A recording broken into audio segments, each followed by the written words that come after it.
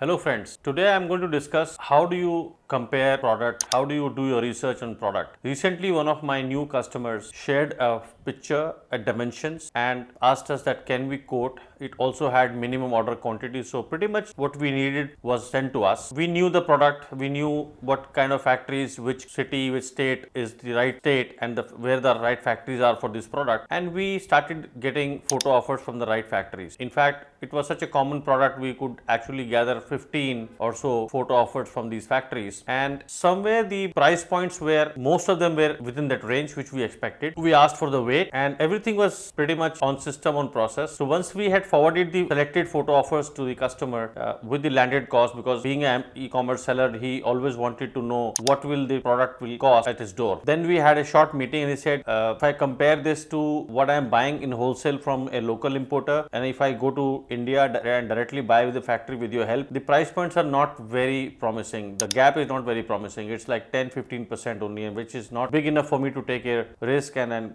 get all those things done. It's easy for me to do the wholesale. So I told him, have you compared everything in the sense of apple to apple comparison of the product? And he said, what do you mean? I said, that means that have you compared what kind of weights is your product having, what kind of weights are we giving you, dimensions of course we have matched because you gave the dimensions, but primarily any difference would be only either the weight would be different, because if this is just 10-15% difference, there has to be something missing, and other would be that your wholesaler might be ordering a full 40 high cube container and giving it to all small quantity retailers, wholesalers like you, and your merchandise is very small quantities, like minimum order quantity for few styles, and then you are shipping I think less than $3,000-4,000 of goods, so your shipping cost is going to be very high. So all those conversations came back and got me thinking, once you compare prices, you just cannot compare prices by looking at a picture and a price. You need to get all those facts on the table. The price which you are getting from a wholesaler, what kind of profile a wholesaler has. Maybe they are buying a huge volume and their price points must be at least 15-20% less than what you can buy as a small minimum order quantity buyer. Finally, the success we had now is that we produced a lesser weight product, I would say, and the samples now is under development. We might be able to hit the target of that to bring him to a stage where he can actually save 30-35%. Another idea which came from the discussion was that, okay, if we know that your price points are somewhere in this range and you are into gift industry and you want to sell some candle holders and that category, let us now,